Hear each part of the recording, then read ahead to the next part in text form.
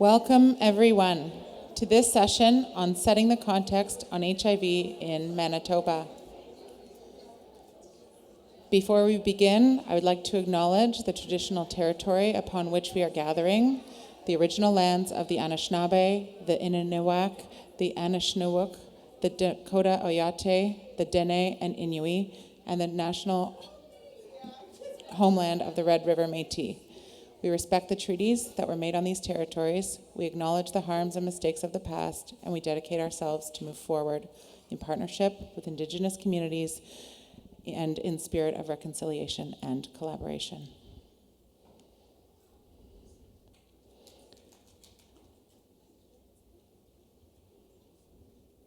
Thank you.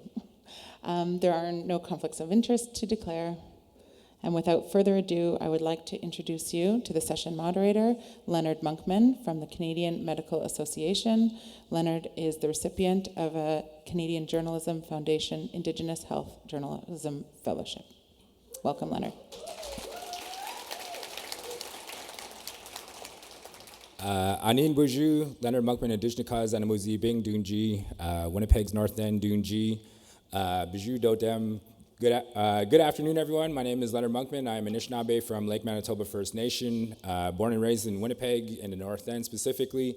I always tell people everywhere that I go that my family's been through pretty much everything that you can think of when it comes to living in Winnipeg's inner city, especially as an Indigenous person. There's a lot of things that we go through. There's a lot of barriers that we have to face as Indigenous people in urban centers as well as on reserve.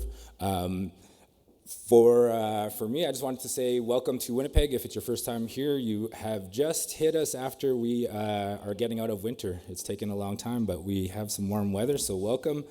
For me, I'm still relatively new to the HIV community, to working within the community. I applied for the CJF CMA Indigenous Health Fellowship last year.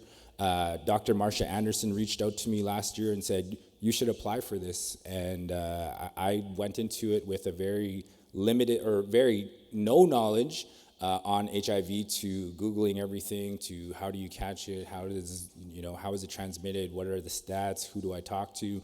And what we're gonna be doing is we're going to be releasing a documentary that's going to come out in June.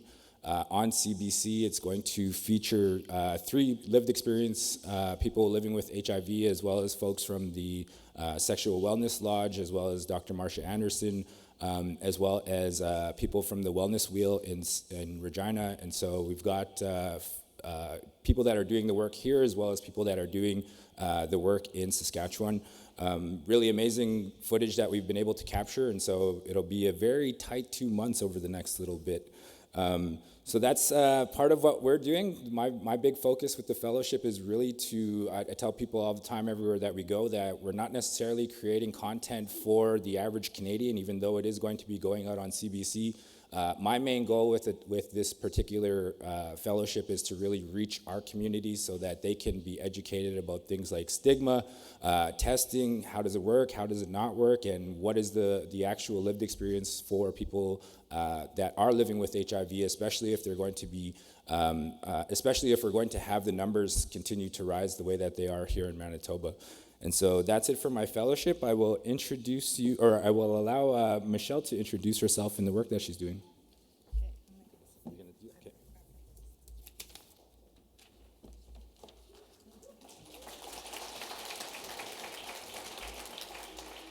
Thank you very much, Leonard. Thank you for giving me the opportunity to speak. My name is Michelle Monkman. I am from Kennesaw CP, Cree Nation. I grew up in community. I'm a First Nations Master's Prepared registered nurse with 23 years of experience, and I have worked all across Canada with Indigenous communities implementing health service solutions to identified problem areas. More recently, I stepped into the role of interim Chief Executive Officer of Kiwetunuk Inanao Miniwayawan, where I am working alongside and with 23 Northern First Nations communities to redesign health services and systems for the North. So I'm just going to kind of get right into my part of the topic. I'm focusing more on some of the structural issues that have resulted in where we find ourselves today. So HIV is not spreading uninterrupted in Manitoba because we lack evidence. It's spreading uninterrupted because jurisdictional ambiguity has become a tool of system failure. In 2024, Manitoba saw 291 new HIV cases. Test positivity has nearly tripled since 2019.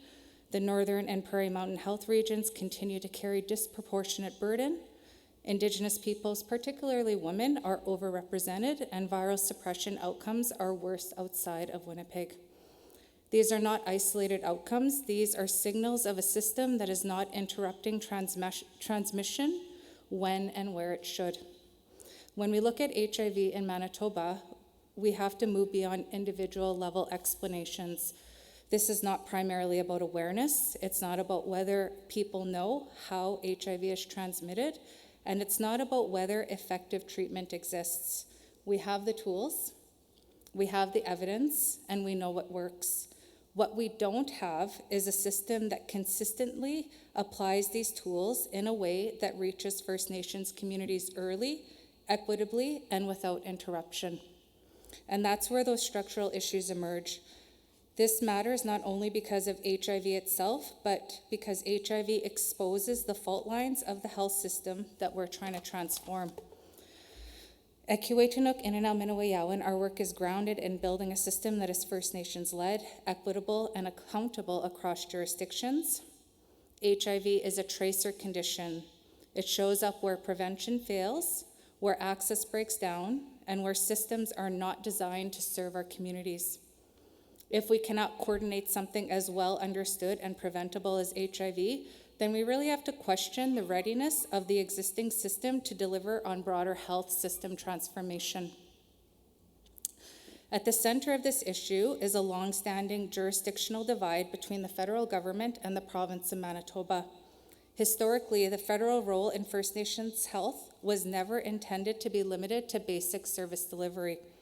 The 1979 Federal Indian Health Policy clearly identifies federal responsibility for public health activities on reserve, including health promotion and the detection and mitigation of risks to health. HIV falls squarely within that scope, and yet what we are seeing today is a narrowing of that responsibility. There are claims that HIV testing is primarily a primary care function, something that can be left to individual providers or local service access. In practice, that assertion creates a gap. The federal system points to primary care and does not provide testing supplies, where the province points away from First Nations communities as within its scope for service delivery. What that leaves is a basic public health intervention, testing, without clear ownership. This is not because the roles are unidentified, it's because they are not operationalized with accountability. And that framing does not hold when you look at the actual structure of public health. HIV is a communicable disease. Testing is not just a clinical act, it is a public health intervention. It's part of surveillance, early detection, interruption of transmission, and linkage to care. When testing is treated as optional or purely clinical, we lose the ability to act upstream. At the same time, the province can't step back either. Under the Canada Health Act, provinces are responsible for ensuring reasonable access to insured health services for their residents. First Nations people living in community are defined as Manitobans, so they're not outside of that obligation. So what we have is not a lack of responsibility, we have overlapping responsibility without shared accountability. And this is where the system begins to fail in predictable ways. Testing is delayed or inconsistent. Access depends on geography rather than need. Public health outreach is uneven and even non-existent in many cases. Linkage to care is not timely, and viral suppression becomes harder to achieve, especially outside of urban centers. We see the consequences in the data. For example, only about 68% of people engaged in care in Manitoba have achieved viral suppression, and outcomes are significantly worse outside of Winnipeg. That's not clinical failure, that is a system access failure. These are not random patterns, they are the direct result of a system that has not aligned its responsibility to outcomes. These If we're going to be honest about what the data is telling us, then this is no longer a question of capacity. It becomes a question of accountability. If we're serious about interrupting HIV transmission in Manitoba, then we need to move beyond fragmented approaches. First, HIV testing in First Nations communities must be recognized as a public health responsibility, not reduced to an optional function of primary care. Second, there must be clear, shared accountability between Indigenous Services Canada and the province for prevention, testing, and linkage to care, especially in First Nations communities. And third, we really need to prevent in upstream approaches. Prevention, low barrier testing, harm reduction, culturally safe access, and community-based access. Because we do not reduce HIV transmission by waiting until people enter the system in crisis. We reduce it by intervening early and consistently. And we know what happens if we don't. Projections show that under a status quo approach, Manitoba could see HIV cases more than double in the coming years. This is not inevitable, but it will be if the outcome. If we continue to do nothing. We know how to prevent HIV. We know how to test early. We know how to achieve viral suppression. What we have not done is build a system that takes responsibility for doing those things equitably for First Nations communities. The federal government cannot step back from its public health role. The province cannot step back from its responsibility to Manitobans, because right now the space between those two systems is where HIV continues to spread. And until that gap is closed with shared accountability and real investment, the status quo will continue exactly as designed. Thank you.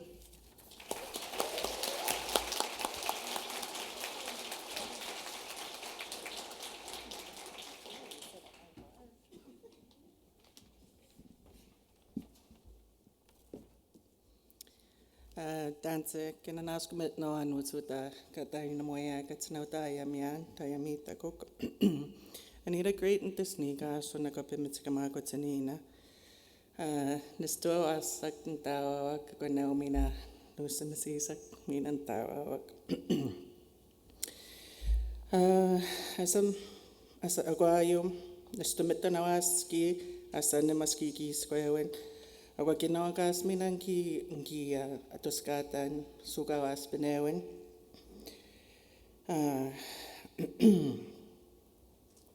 Anutsma Megwat's Tribal Nursing Officer in the Toscan Kuwait Tribal Council Megwat's Kaisia Toscan Kikekotagyak Eneno Maskiki Skawak Nuita Toskemawak. Hi, I just wanted to take this opportunity to thank you for allowing me to share some words here today. My name is Anita Crate. I'm originally from Bimitzkama Cree Nation. I am a mother of 3 and a grandmother of 4 wonderful grandchildren. Sorry, I'm just a bit nervous here. I've been in nursing for well over 30 years. Several of those years I worked in the area of diabetes and chronic diseases. My entire career, from beginning to end, has always been dedicated to improving the health care and health outcomes for Indigenous people and Indigenous communities. Today I work as a tribal nursing officer at Kuwait Tribal Council, and I work alongside an amazing team of Indigenous nurses that are from northern Manitoba, and many of them are directly from the First Nation communities that we work with. So I wanted to acknowledge them and all the work that they do. I'm not going to spend too much time kind of going into the logistics of what we do. Agnes will be speaking a lot more in regards to our roles at the Tribal Council. So I just wanted to thank Michelle for giving some of the context with regards to the inadequate level of service for public health, specifically within First Nation communities, and even more so in northern Manitoba. The Tribal Council that we work with 11 First Nation communities. 9 of them are fly-in only, and 2 of them are accessible by road, one of them by train as well. So in addition to many of the challenges that Michelle highlighted here, There's the additional challenges of the geography within the communities that we work with, but also the setting, the health setting, and the system that we have to kind of navigate alongside with. So many of the communities that we work with have nursing station settings, so that's mostly primary care. And it's the nursing station model. And what I would say is that model really needs to change and evolve. It hasn't, and it's been that way for many decades. This is not a new thing. But I think with that model, we're starting to see the negative outcomes for the community people that are living in those settings. The providers, kudos to them. They work in a difficult environment. And I'm sure they're trying to do the best they can. But like Michelle said, we really need to look at changing the system so that it impacts not only the HIV rates and incidence rates in the communities, but all other chronic conditions, and even just, primary care needs and whatnot. So just, I think one of the things that we have to acknowledge too is we have to get that information out of what the environment looks like for those people that are trying to seek care in their communities. The way healthcare is delivered in nursing stations is primarily based on emergency services. And when emergent care is the focus, we all know the public health gets pushed to the side, kind of so to speak. So in addition to public health kind of getting pushed to the side, we've all been experiencing inadequate staffing levels. We all experience nursing vacancies. And on top of that, with the focus on urgent care, the impact on public health needs continues to increase, and it's only going to continue to do so going forward. We are seeing the impact now with the increased rates of STBBI, including HIV. And we are also seeing even our prenatals are having access to limited care, if any care at all. So with that, unfortunately, comes a result of in utero exposure. So, having infants born, it's just with any, whether it's HIV or, they're exposed to prediabetes and that kind of thing, that really shows that it's a failure on the health system. It's neglectful. There's no, it doesn't seem like there's any action to try and address that. So really we, in order to try and fill the gap, so to speak, we try to do, we're the Band-Aid in between the federal and the health system. We try and fill that gap, and we realize that there's so much more that's needed. But we have to move away from like a nurse-dependent type of system. We have to incorporate those resources that are in the community. But with regards to HIV, there's still a lot of stigma associated with HIV. We're still seeing and hearing those, those beliefs back from when HIV and AIDS kind of, in the 80s. So there's still a lot of fear associated specifically with HIV. So I think one of the key things that we try to do is try and address that by providing awareness, providing that education, and just to try and dispel some of those beliefs, and also to fill the gap, as I said, between the federal and provincial inaction related to HIV in the First Nation communities. So what we did at our tribal council, we have a team of nurses, as I mentioned earlier. We dedicated one of our positions specifically to go out into the communities to help create that awareness, provide that education, not only like in the general population, but working with the schools as well. So Agnes will be speaking a lot more to her role as the health promotion coordinator. And that's what, it's one thing to have if we did get the resources, one of the key things is that we have to provide that support to the communities as well, the local resources. Whether it's like working with the school staff or even the community-based health staff, we have to work alongside with the leadership in the community as well as the health directors And we have to do it at their pace. We can't just force ourselves and say, you guys have an issue with HIV in your community, we're coming in and we're gonna, be the saviors. That's not the approach, definitely not the approach that we take. We have to be respectful for the community's readiness and, looking at what resources they have and provide that support to them. So when Agnes, as I mentioned, she works in collaboration with the community resources. One of the areas that we're trying to do is, creating that normalizing testing and screening at the local level and getting away from that having to be nurse dependent. We have, the shortage of nurses, that's not going anywhere, going away anytime soon. We all know that.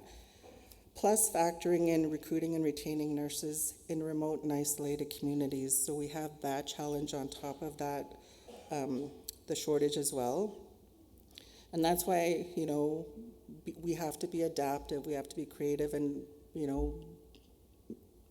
program based on what they want and what they have available at the community level. So again, not just looking at utilizing community health resources, or community health representatives, or CHRs, but also looking at, the maternal child health program. There is such a need for maternal child health in northern Manitoba, and really, it's a relatively new program in our communities. We're just starting to develop those programs now, but the need has been there for decades. So sometimes it feels like we're playing a bit of catch up. And just from our experience during the pandemic, and sometimes it's triggering when you mention COVID or whatnot, but that was a time when we came together. We worked alongside. It didn't matter if you worked for the Regional Health Authority, if you worked for ISC, or if you worked for the Tribal Council. We have to look at being able to do that again, in this crisis in regards specifically to HIV, but in other areas as well. There is such a divide, such a jurisdictional invisible barrier where we're not asking for more than what the general population receives. We have to look at equity. We have been underserviced, we have been under-resourced. We're starting to see the impacts of that, and have been seeing the impacts of that for a long time. So let's look at ways to maintain and enhance how those existing resources at the local level are part of the team, and to provide the training and ongoing support to be able to address some of the barriers like access to screening and to improve access to care when someone is diagnosed. I think to get there that we all need to reduce that stigma. That's an important component because as I mentioned earlier, there is still that fear surrounding HIV. So, first steps, creating that awareness, trying to address that stigma so that people do come for the screening and testing. So if they are diagnosed, they feel okay to be able to go to the nursing station to seek treatment and care. Yes, they might not have that, treatment options available directly in the community, but having that linkage to be able to connect them to those appropriate treatment and care outside of the community is really key. So I just wanted to highlight those. And, if we do look at creating that, addressing the stigma, we'd have so much more trust in those people seeking care in the primary care settings. So with that, I just wanted to say thank you. Thank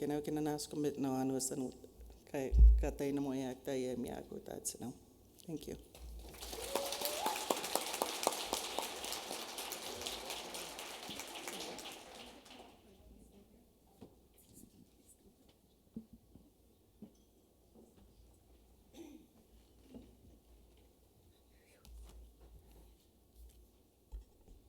Short here.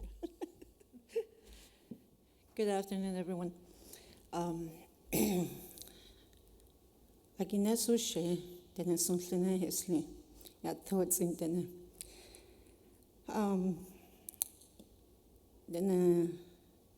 sune hesli. My name is Agnes Shizi. I'm originally from Northlands Denison First Nation, which is the northern community of Manitoba, one of the furthest communities in Manitoba, and it's known as Lac Brochet. I'm a wife, mother, and a grandmother, and also a great-grandmother. I'm also a residential school survivor, and I'm also a registered nurse. I've been nursing for at least 26 years experience. Prior to getting into nursing, I worked as a community health representative for my community for probably 11 years before I went into nursing. So that's where all my health career began, wasn't from the start of being a CHR within the community, and that really had an impact on to serve my people in my community, so I went into nursing. Anyway, from there on, I worked in northern communities to Lac Brochet. It was mostly where I worked for a number of years before I went into working with KTC, where I am right now. So I work as the health promotion coordinator within the KTC region, which is in Thompson. I also sit as a member on the Manitoba First Nations AIDS STBBI working group. It's a long, we call it MFNOG. So I'm the co-chair and northern rep for that group. And I'll be speaking on behalf of my group, as well as the communities that I serve.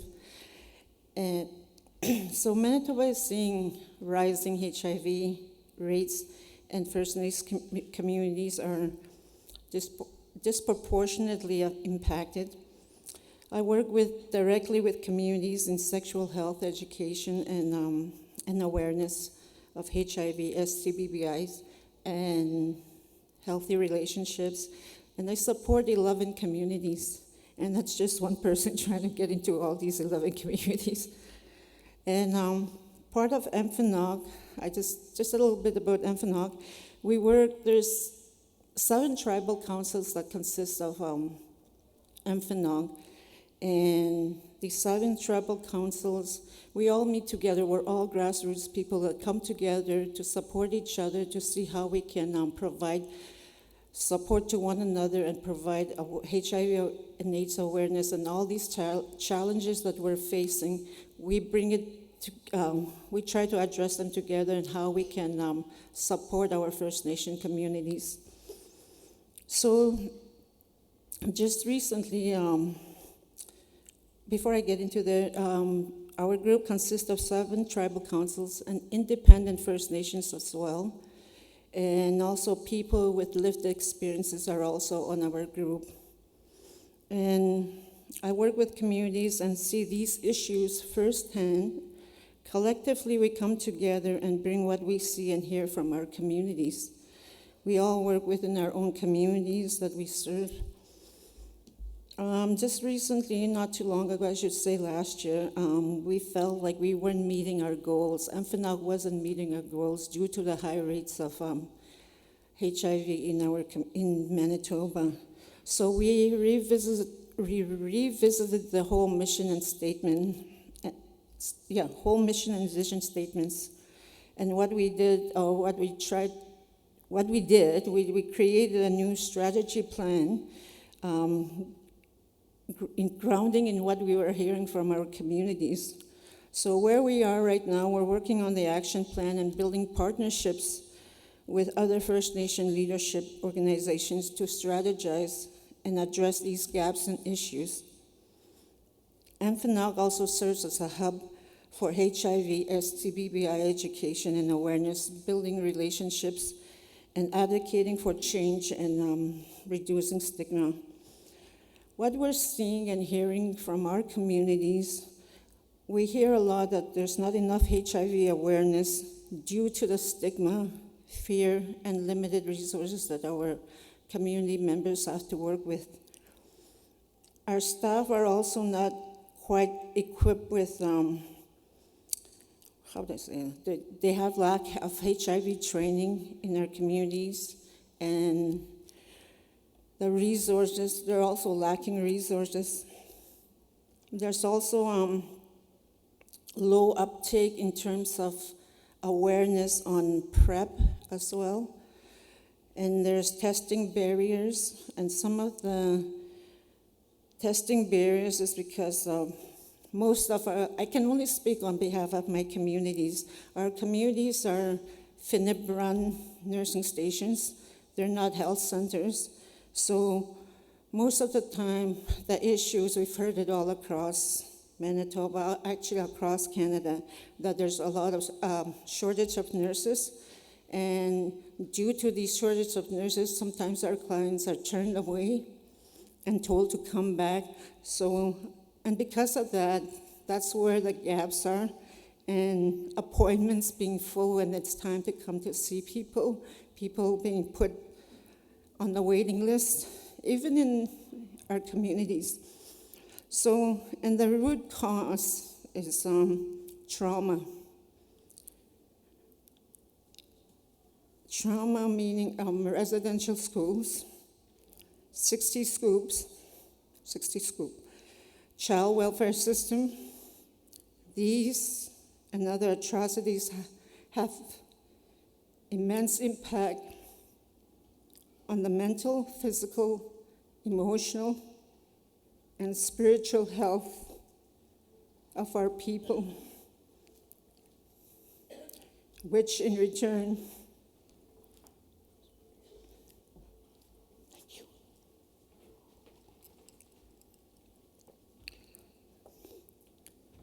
which has increased substance use and driving the HIV rates in our communities.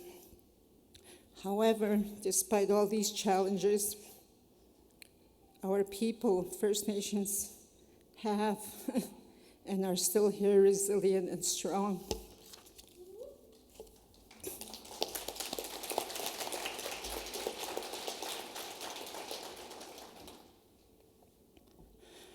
So, in terms of what our communities want with our group, the Emphanol group, one of our actions, or I should say, a few of our action plans was to consistent education by training local support workers and keeping their skills updated, and accessible testing, train local staff on HIV self-test kits, point-of-care testing, dry blood spot testing, in clear pathways, train staff on next steps for positive cases in case there's a, with the access to testing, we need to find ways how to navigate and train our staff to take the proper next steps for clients who do turn out to be positive, and also increasing PrEP education and uptake within our communities, and returning to our culture, land-based teachings of self-respect, honor, humility, trust, strengthening our cultural values, advocacy, push for policy funding, and system change that communities identify as barriers, and partnership strategies. We need to join forces with other First Nation leadership organizations to move our priorities forward.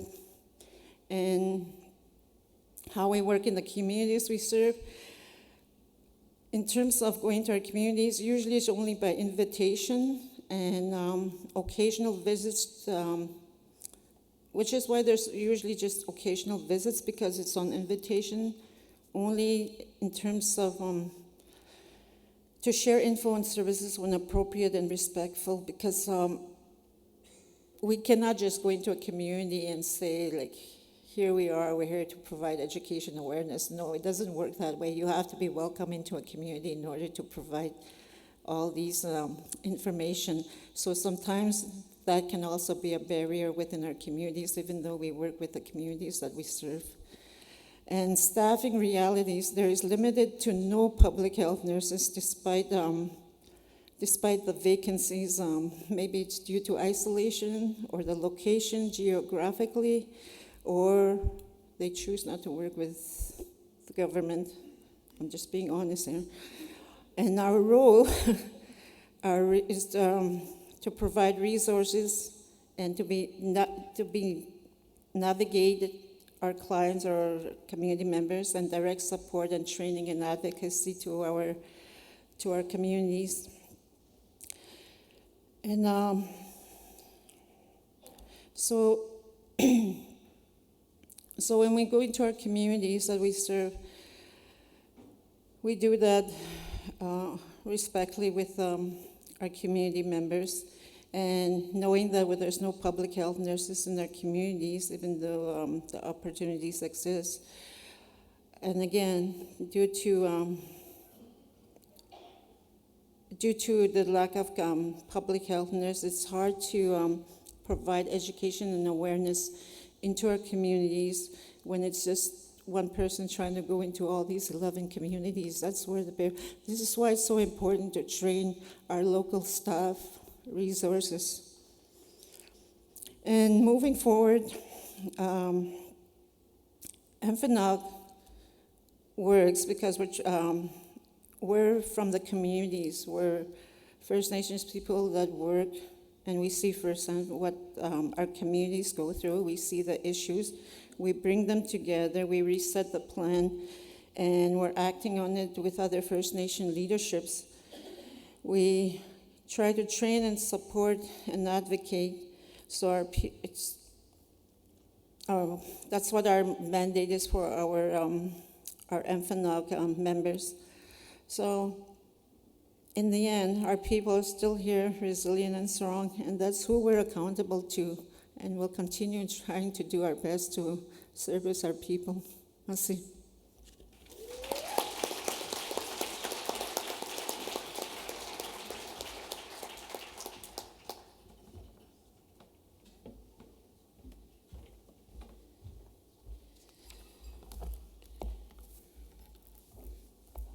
Hello, everybody. Tanse. Usually when I'm nervous, I end up being a little silly on the mic for a few minutes. I don't have any good jokes right now, so I'm just going to be serious. No, I'm just kidding. Okay.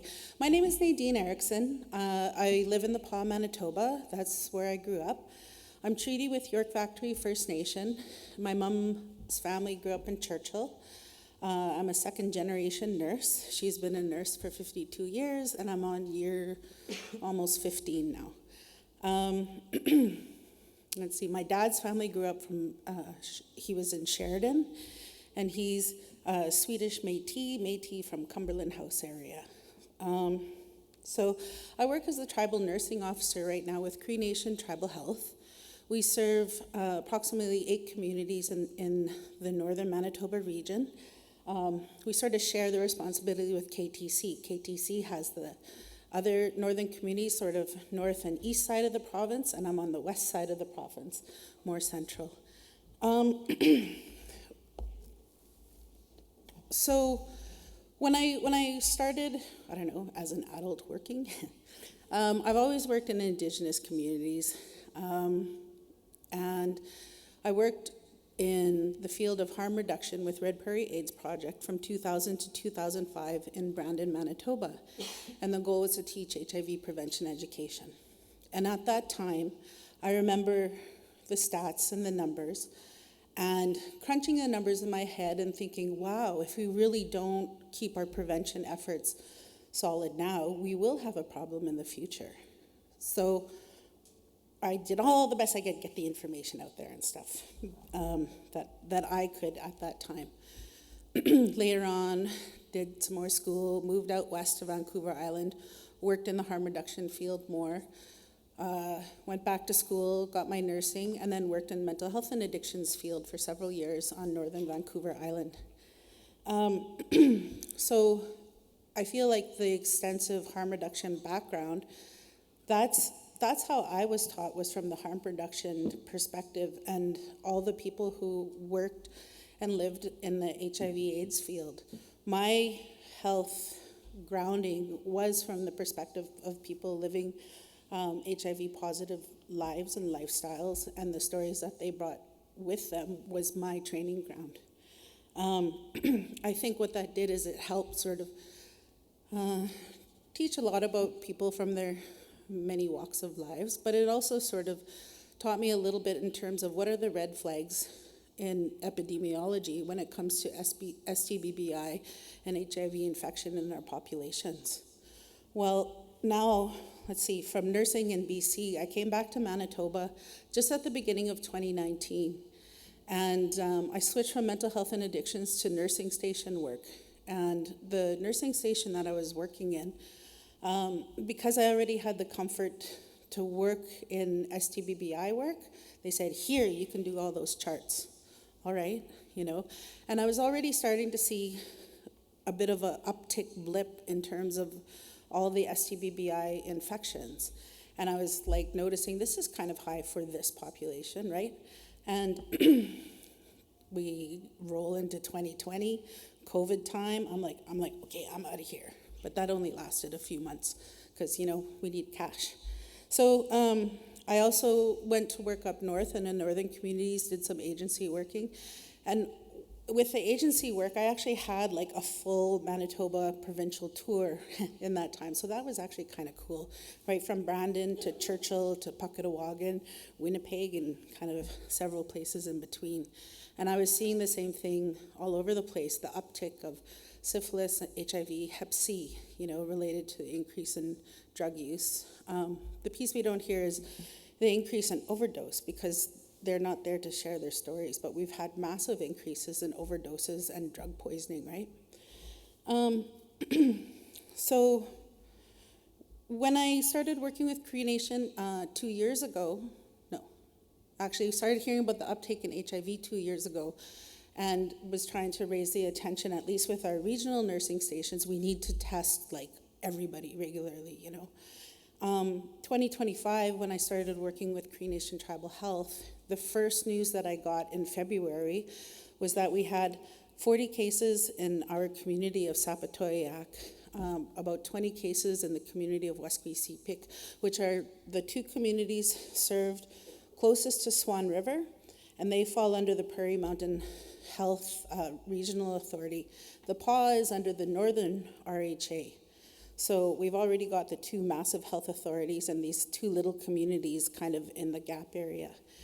Add in the other pieces around the treaty agreements, 1964 agreements, and then we have thrown in there Indigenous Services Canada, we have Swampy Cree Tribal Council,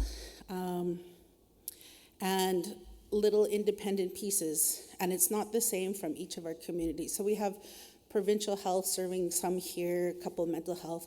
So it's kind of sporadic service in some of the places. The other challenge with the community programming at the tribal council level, like I said, my mom actually worked in the same office I'm in now, but in '96, right? So I remember reading all of the information. Plus I did work with Cree Nation back then too, around like Indigenous health issues. And the funding structures that were allotted for a lot of our First Nation communities hasn't changed in 30 years. It hasn't grown with population. It hasn't grown with incidence of illness. And but the population of our communities has easily doubled in the past 25 years. So, I mean, that's the one challenge. Everybody's like working here, do more with less. Oh, you're doing more, oh, you're okay. You can still do more with less. And over this past year, like federally, what is it? We've experienced billions in cuts from Indigenous Services Canada quietly over the past year. And I say quietly because when I ask co-workers in other provinces who work at provincial levels, I said, have you guys gotten cut from here? Have you guys gotten cuts from there? Yeah. But it's not something that you're seeing on the news, right? So that conversation about do more with less has gotten like way more extreme. In some of our communities, we don't, like when we say we don't have public health, a lot of the nursing stations are staffed by emergency nurses with lots of experience in emergency and with lots of experiences of having other departments to do their referrals and stuff too. So that's what happens when they're in the nursing station. Oh, just put it in the bin for public health. There is no public health nurse. No one's going to look at that file unless you do. So the time gaps that are created, like when is the public health nurse coming? 3 weeks, 3 months? And that person's file is just gonna sit on the side there while, the spread continues.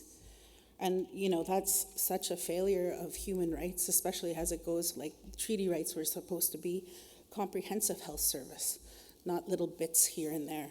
So that's one of the big things, was like trying to liaise through all the different service agreements. And meanwhile, the nurses on the frontline nurses on the ground had this huge epidemic to deal with, but they don't have time to sit 2 hours and have planning meetings because they're trying to do the work, right? So some of the challenges was bringing the frontline needs up through the different levels of our health services everywhere. And even having said that, like, yes, we can use increase, but if we're following our typical funding routes, the funding routes are not matching the needs there. We all still challenge with Indigenous specific racism. We hear stories like so often about healthcare that's not being met at the hospital levels in our communities. And I'm talking Paw, Flin Flon, Thompson, like the capacity isn't there for those places either. People missing appointments because rides didn't pick them up. People dying in the hallways because they're not being triaged at our hospitals in Winnipeg. Our entire province gets funneled down into our emergency services in Winnipeg. So if we're not meeting the needs here, people are dying before they even get here. So, and the other challenges is, okay, with our nursing stations, I also wanted to make sure that each of our nursing stations has access to and is able to use the most current technology that we all have available to us. So, and to use it to get the job done. So for instance, using point-of-care testing, which hasn't been super popular because people are like, oh, I don't know if it works properly. It works fine, just use it, And funny how the attitude switched around from like COVID to, well, we don't trust this one, but trust this one. And the final piece of the challenge around the technology is also like paying attention to our lab supply and routes within the province. For instance, our two main communities that were affected by the outbreak didn't have the transportation means to get the lab products to the lab in time. So we had to make sure that we were liaising and bringing those resources to the community, whether it was like the people or the equipment. So the middleman for a whole bunch of it. I'll take my time for now. Thank you very much.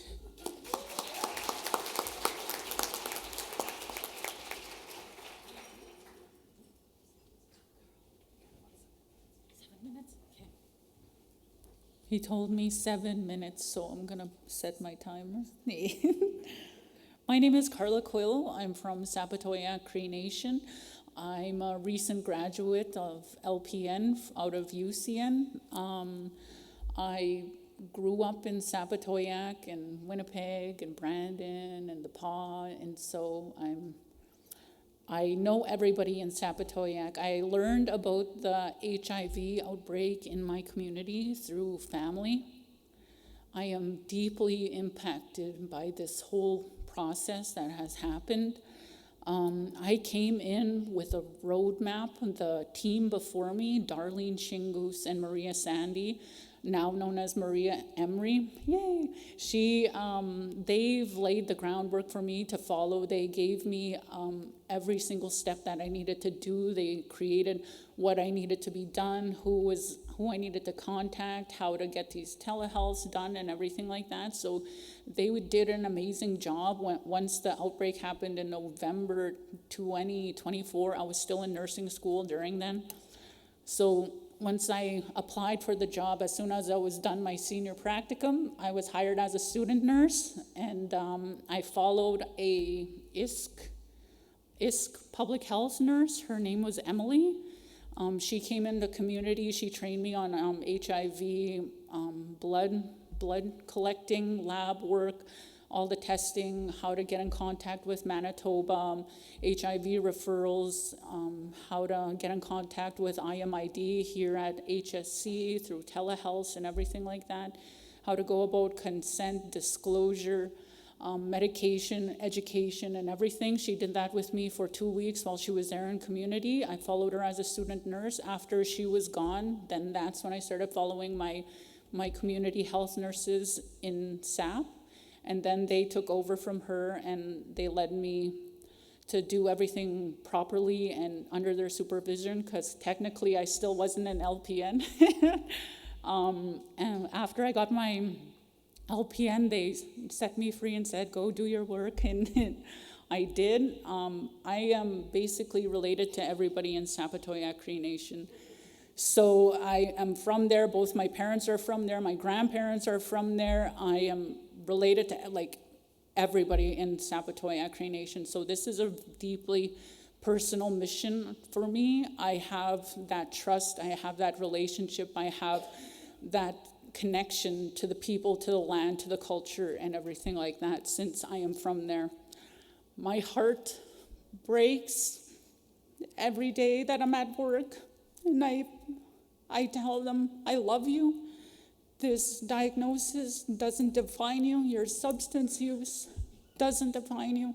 I will fight for you. I will advocate for you. I will make sure that you guys are heard.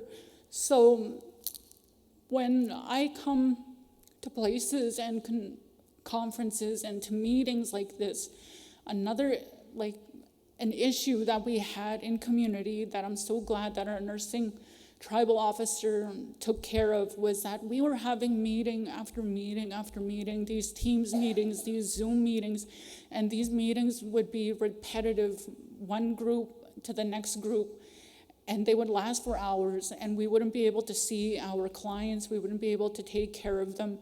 They would be missing doctor's appointments or being unable to call in for their medications. And so our nursing tribal officer, she came in and she said, well, I'll do the meetings, you guys take care of the clients and everything. So I'm really glad that she stepped in and she put the time in for her to, and we would just give her our complaints. So I was like, okay, thank you. That way I'll be able to see more people. I'll be able to get them into telehealth. I'll be able to track them down, because we have a lot of houselessness in Sapatoyak. We have a lot of substance use disorders that's happening, and that's the majority of how people have been exposed to the HIV. And because of the stigma of substance use disorder, they are getting blamed. It's your fault that you got it. It's your fault that you caught it because you're using needles, because you're a drug addict, because you're a user. And they get a lot of stigma and blame. And they all tell me, that's what they said. And I was like, no, it's not your fault. It's because you didn't have access to clean needles that Manitoba harm reduction provides. So I was like, it's not your fault. You didn't have the services. You didn't have the clean supplies. It was just one little mistake that happened.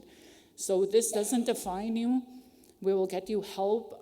We currently hired an OAT clinician to help people with their substance use disorders and everything like that. Our client list keeps growing with the OAT therapy. I keep on encouraging everybody and telling them, if you want to get sober, then we can fill out the paperwork now. We can get you on Suboxone. If that's something that you don't want to do, we can get you into a detox center in order for you to detox, and then you can get into a treatment center. So I am somebody who holds their hands because they're my cousins or my uncles or my aunties or my brothers and sisters. I hold their hand and everybody's like, you're putting too much of yourself into this. And I was like, of course I'm putting too much of myself. That's my uncle, that's my auntie. They want to get sober. I will hold their hand across the parking lot and go to the building next door and say, here is this person. you start filling out paperwork, I'll go dig around their house and I'll look for their ID. So that way we'll have copies and everything. Or I will go and see the band office, and I will get their treaty numbers, and I will get copies of their IDs, and I will do that for them because the only reason I became a nurse was to help my community. And they hired me one day after I was done my senior practicum. So they were like, just come home. And I was like, yeah, okay, I'll come home. So my heart is broken every day.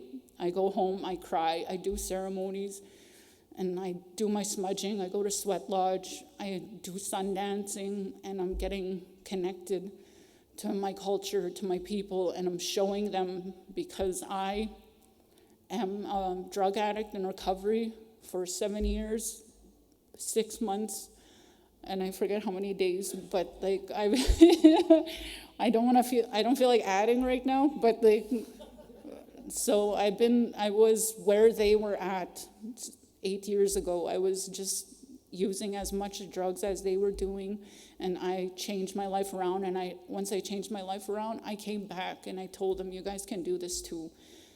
I did it, you can do it. If you fail, then get back up. It took me 6 years, and how many treatment centers I went to in order to get sober. And I tell them, if you fail, then just keep trying, just reapply and everything. Look how many times I went to like Brandon, Dauphin, Winnipeg, Porter Prairie. I went to like how many treatment centers, and I tell them, just keep going, just keep going. One of these days it'll stick. Even if you give up, I'm not going to give up on you. I'm just going to keep asking, are you ready? Let's go. Are you ready? Let's go. We'll start over, okay? And like, HIV is life-changing, it's heartbreaking, and I tell them my heart breaks for you too. It's not just you, it's me, it's auntie, it's uncle, it's everybody, and everybody in SAP, just like they are trying their best for their family, and I try to do a lot of education for the community because everybody was like, they had no idea how it started, what happened, and everything. So I do a lot of community education in SAP, and I talk all the time. So, yeah, thank you guys for listening.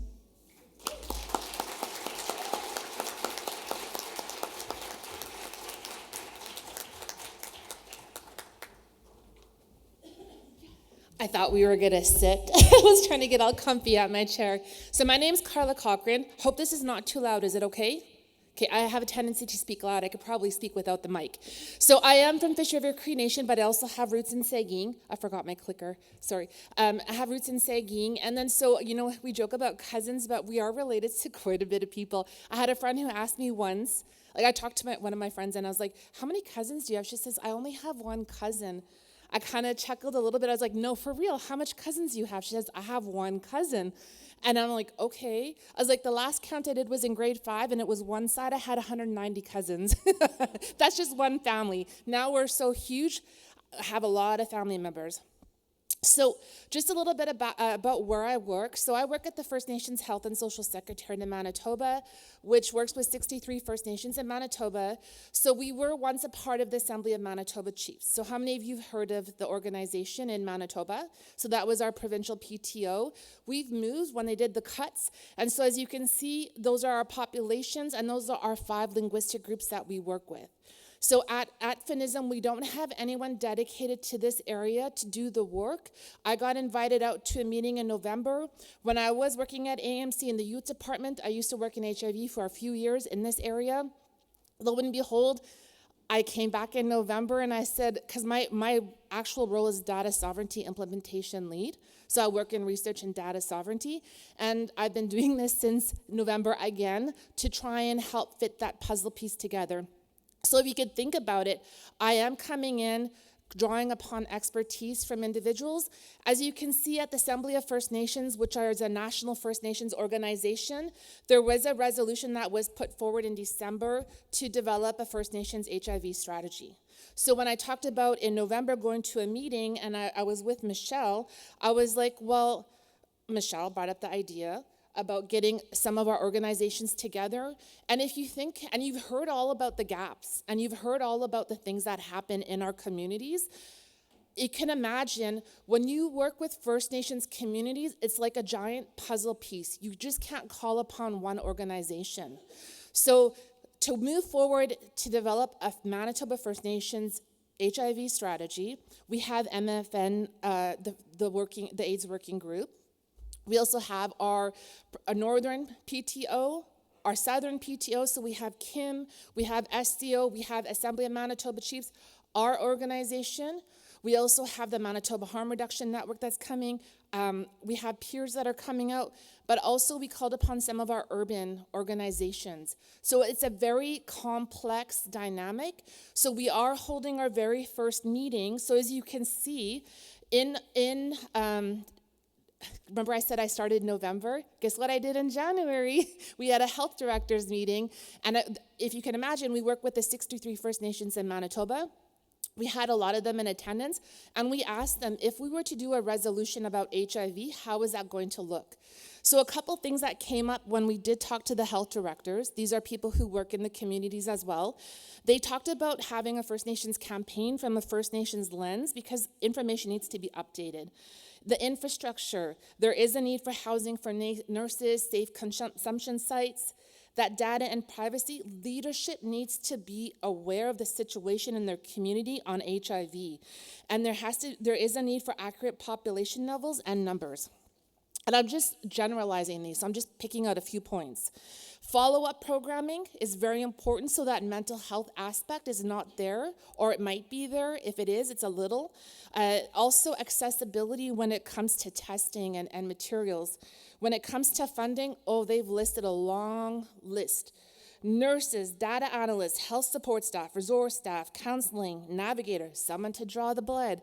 So as you can imagine, there's a lot of gaps that need to be filled and a lot of help that needs to be, movement that needs to be made in our First Nations communities.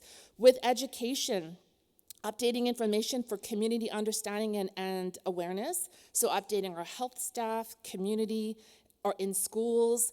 Those are just some of the few. The approach, like all across the board, is a harm reduction approach in our communities when it comes to this area. Also, when it comes to testing, is testing for all. So those are a few things. So after that meeting in January with the health directors, we developed this resolution, as you can see right here, and we presented it to our chiefs that came out to in our assembly. So whenever you do work in First Nations communities, the movement comes from our leadership in community. They support it, they back it. It helps guide the work a little bit more forward, or a lot forward when it comes to looking at policies, etc. So this is what has come up. So now what we have is we're planning a meeting.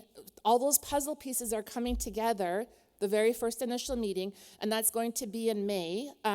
It was going to be a little bit earlier because I'm like, nope, we have to do this next month because I'm an action person. I need to get this done ASAP. Things came up and my schedule ended up getting a little bit busy. So we are meeting the end of May. But one other thing that we've heard from people who've worked with us with this meeting, but as well as from the health directors, is we need to have a bigger summit. So that's something that we're looking at, and we'll discuss with the group when we meet in May. And how that's going to look is to bring together First Nations communities to work in this area. So that is my little spiel about our movement forward in this area. But as I mentioned, one of the things that I would say to you is if you are planning to do work in First Nations communities, reach out to someone and ask. Like I said, there's a lot of complexities. It's not easy as going in and saying, hey, I'm going to go to ABC First Nation. You actually have to get permission to go in, go visit, go and talk to people and interact and be in community and be present, because that's what's going to make that research relationship stronger. So with that, I'm going to pass it on to Leonard, because we do have some questions that you could ask us. But thank you so much. Check. We'll pass it around. So yeah, in December, Manitoba released its HIV report, and I just wanted to give a quick shout out to Albert, who has been an amazing resource for me throughout this project, who sends me the HIV report and announces that Manitoba is leading the country in HIV rates across the country per 100,000 cases. I think it's around 20%, but we passed Saskatchewan this December for number one, and when Carla she was talking about Sapatoyak, which is the Prairie Mountain Health Region for people that are out of the province. That's where a large portion of the cases are coming from, is that particular health region. And so I've got about 10 minutes for questions, and then we have a hard out at 5:15 because a few of us got to leave. The first question that I have, and whoever wants to answer it first can just put their hand up and take the mic. What do you think that people here should know about the situations that our people are living in, maybe in comparison to other places like Ontario, for instance? I think for my part, I really want people to understand that Winnipeg and urbanized areas are resource rich, and our communities really lack those resources, and there needs to really be a reallocation of resources into the communities, and for clarification around jurisdictional issues. Like the things we're saying are true, and we don't have the resources. It's heartbreaking. We're left to just watch helpless. So Sapatoyak is in PMH, which is central Manitoba. It's not northern Manitoba like we were discussing earlier. And one of the things that we've experienced as a First Nation health authority, health center, is that we have to borrow and ask and kind of beg for different kind of strep tubes, for pink tubes, because we run low a lot, and then we get kind of flack for asking the Prairie Mountain Health or like the hospital or somebody for extra supplies. Why don't you ask FNIB? Why don't you order them from ISK or something like that? Eh? So that's one of the things the barriers and things that we have to face as Indigenous nurses working in community. So that's...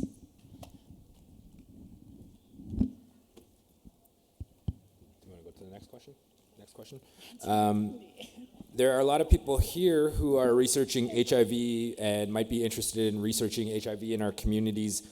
How can these researchers and experts help with solutions in provinces like Manitoba? And Carla has her hand up. All right, so one of the key important things that I would say, even before you start your research, is connect with community first. Because the idea should be done with community right at the beginning, not something in between where people are called upon from First Nations communities or near the end. So it has to be done right at the beginning. If you have an idea, pitch it to the community. If there's no idea, go to community and ask. And then in Manitoba, we actually have 4 ethical principles. So we follow OCAP, the ownership, control, access, possession.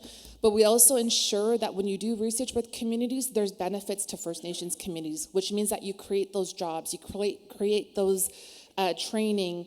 If you need someone to do data analyst, maybe create a position for that or create some kind of mentorship for that.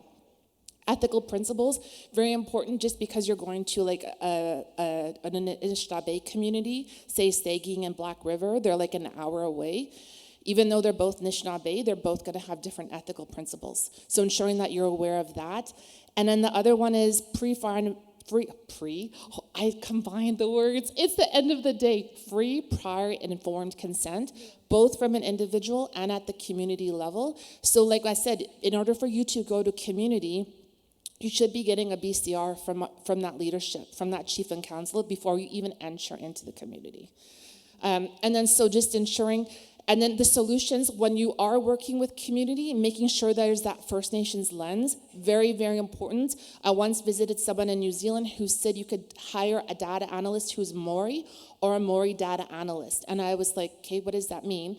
And she said, well, because someone who's a data analyst who happens to be Maori is not going to look at the same perspective as someone who's a Maori data analyst, because they have that community connection and they know how to put that community story behind the work. So ensuring that community reads it, and as well as that I could talk about this for a whole day, but making sure that that report or whatever that you're writing is accessible to community and community is able to understand, and they're all part of the whole process from beginning to end.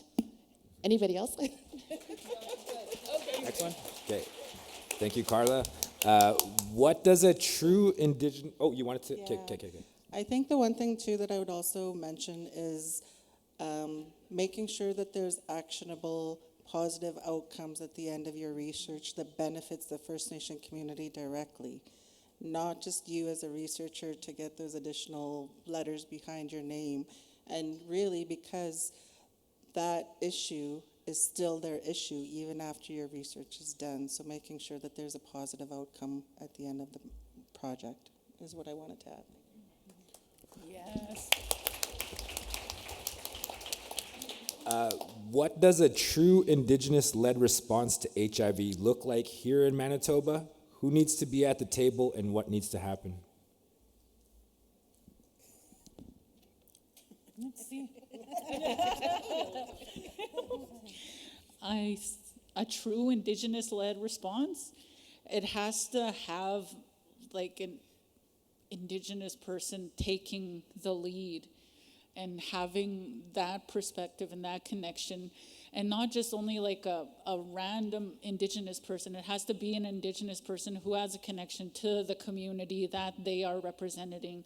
Like Nadine is from the PAW, and she works and lives in the PAW, and she knows the culture and the slang and the language of the PAW and Opaskwayak. And I'm from SAP, which is a completely different community, and we have our own slang and our own traditions and our own culture and everything like that. But we're both still Cree, but we have different identities, right? So it has to be a meaningful relationship with Indigenous communities and Indigenous representation. So One thing I'll identify though is, as Indigenous, often we hear that in the region in Manitoba, we understand our role as First Nations, Métis, and Inuit. So as a First Nations person, if I'm being involved in research, I will never go and speak on behalf of a Métis person because I'm not part of that community. Same with Inuit relatives. So ensuring that if you are going to do like that PAN, which we're, like my organization, we don't do, is that you have that First Nations, that Inuit, and that Métis representation to have that Indigenous representation. Okay, well, we'll go with one more question, a real quick one. The province and federal governments will need to be at the table during these types of discussions, especially for communities that are underserved. What would you like to see from them? That's the easy answer. Awesome. I think we shared that. yeah. Commitment and investment, I think. And just really clarifying that jurisdictional divide we have. You know, ISK telling us that testing for HIV, that is a primary care. And then I go to the province and they say to me, well, we don't cover supplies. That's not our jurisdiction, even though they should be covering diagnostics. And it's just a back and forth issue. And that's why this is continuing to spread. So I guess, you know, the province is happier once somebody is positive and they're going to spend all of that money taking care of somebody rather than trying to invest in some of the diagnostics and prevention. And I know that that sounds awful, but that's the reality. And so this is why we need First Nations-led responses. I also want to say, in terms of jurisdictional issues, going back, just adding to what Michelle is saying, federal versus provincial. If you're living off reserve, you know, you don't get the same treatment as you would living on reserve. So that is a big major hurdle sometimes, getting access to care just being off the reserve, sometimes you don't get access to care or vice versa. If you're on the reserve, you don't get access to other treatments that would be openly available within Thompson or Winnipeg. So there is a division between First Nation, federal and provincial, and I don't know if that's going to ever change. It seems to be a constant issue all the time. Carla with the last word. Oh, Anita I and was- then Carla. Yeah, sorry, we're all like scrambling to say. Yeah. The other thing too, when I'm speaking, is the model of care that they really need to look at and change. Like in the southern portion of the province, they have health centers. They don't have any primary care in the communities. So, and then in the northern part of the province, we have primary care, so nursing stations, but we're lacking in public health. So it's like, they can't even get any supplies in the health centers, and even had some supplies kind of removed from their formulary or their over the OTC forms. But so even just looking at that, so yes, we say there's no public health in the north, but that's all they have in the south, right? So there's just like, it depends on where you live. It depends on which community, whether you're on or off reserve, and it depends, really what site that you go to. So, when you're going to services off reserve, you're faced with that racism. Do you want to go and seek care there? Whereas you're in the community, there's lack of services. So that's like racism in itself too, as far as the system. So we really need to look at the entire province and not just kind of piecemeal what we're doing in this community and piecemealing something else in a different community. So, Carla, we'll give you the last word. It's a Cochrane thing, my family would say, my last name. We always have the last, they always joke, we always have the last word. I'm kidding. Okay, so I was just gonna say the one that the health director said all the time was the funding, of course, right? That equitable funding. But also, I would say, like, just with that, if you wanted to know a little bit more about the reserve, like the makeup like that, Finism has a paper that was done by Dr. Wanda Phillips-Beck about healthcare and about that public health and the system. So it is out there. But I'll turn it over to Leonard. Thank you. All right. Well, I'm so grateful to be able to sit on a panel full of some very deadly Indigenous women kicking ass in healthcare.